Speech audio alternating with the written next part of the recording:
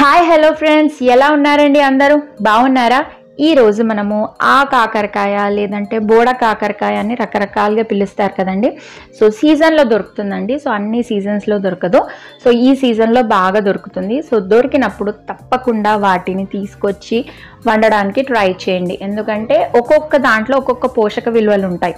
ముఖ్యంగా ఇందులో మనకి ఐరన్ కంటెంట్ కానీ, అలాగే fibre content, protein content, carbs అన్నీ పుష్కలంగా లభిస్తాయండి. సో నర్వ్ వీక్నెస్ ఉన్న వాళ్ళకి చాలా మంచిది, అలాగే ఫ్యాటీ లివర్ ఉన్న వాళ్ళకి కూడా చాలా మంచిదండి. సో ఇన్ని మంచి గుణాలు ఉన్నప్పుడు తప్పకుండా వండుకోవాలి కదండి.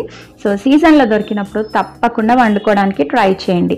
ఈరోజు నేను మీకు సింపుల్గా టేస్టీగా ఎలా ప్రిపేర్ చేయాలో చూపించేసేస్తాను. చూసేద్దాం పదండి.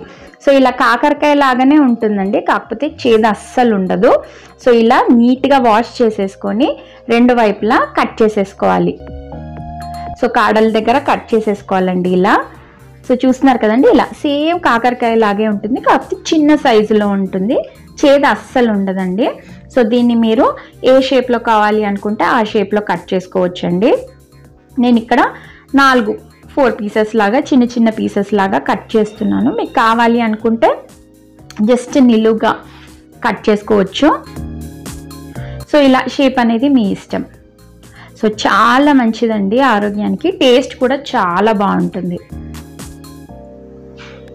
సో మీరు ఒక్కసారి వండుకొని చూడండి, మళ్ళీ మళ్ళీ తెచ్చుకుంటారు.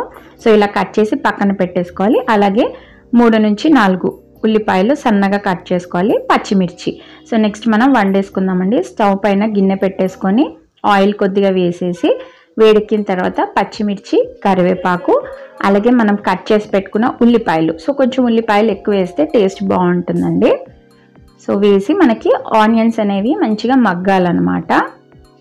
సో మూత పెట్టేసి మగ్గించేసుకుందాము. సో చూసారు కదండి, ఇలా చిన్న చిన్న కట్ చేసి పెట్టేసుకున్నాను.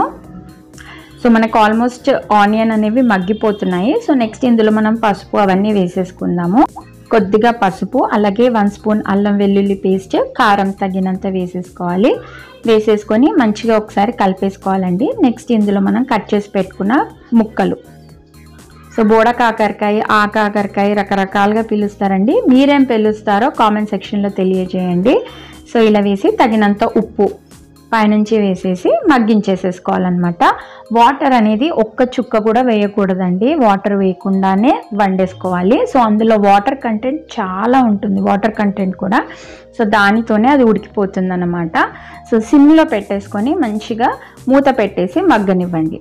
సో చూస్తున్నారు కదండి, కొంచెం సేపటికి మనకి మగ్గిపోయింది. మీకు ప్రెస్ చేసి చూస్తే తెలిసిపోతుంది ఉడికిందా లేదా అనేది. సో ఇలా పర్ఫెక్ట్గా ఉడికిపోయింది, చూసారు కదండి. సో ఇంకా ఆల్మోస్ట్ అయిపోయినట్టేనండి. సో లాస్ట్లో సాల్ట్ సరిపోయిందా లేదా చూసుకోండి. ఇంకా ఫైనల్గా కొత్తిమీర కూడా వేసేసి ఒక్కసారి కలిపేసాము అంటే ఇంకా మనకు కర్రీ అయిపోయినట్టేనండి. త్వరగా అయిపోతుంది, టేస్ట్ కూడా చాలా బాగుంటుంది. సో వేడి వేడి అన్నంలో మనం చేసుకున్న ఆ కాకరకాయ కర్రీ ఉల్లిపాయ అంచుకు పెట్టుకుంటే ఇంకా టేస్ట్ చాలా బాగుంటుందండి. అలాగే వడియాలు, సల్లమిరపకాయలు, నేను ఇంకా ఆ రోజు రసం ప్రిపేర్ చేశానండి. చాలా టేస్టీగా ఉండేయండి కాకరకాయ కర్రీ విత్ ఉల్లిపాయ అంచుకు పెట్టుకొని వడియాలు, రసము. సో మీరు కూడా తప్పకుండా ట్రై చేయండి. ట్రై చేసి ఎలా వచ్చిందో కూడా నాకు కామెంట్ సెక్షన్లో తెలియజేయండి. మీ అందరికీ వీడియో నచ్చింది అని ఆశిస్తున్నాను. నచ్చితే లైక్ చేయండి, షేర్ చేయండి. అలాగే సింపుల్ సౌమ్య తెలుగు ఛానల్కి సబ్స్క్రైబ్ చేసుకోవడం అస్సలు మర్చిపోవద్దండి. మరిన్ని మంచి వీడియోస్తో మళ్ళీ మీ ముందుకు వస్తాను. Thank you for watching.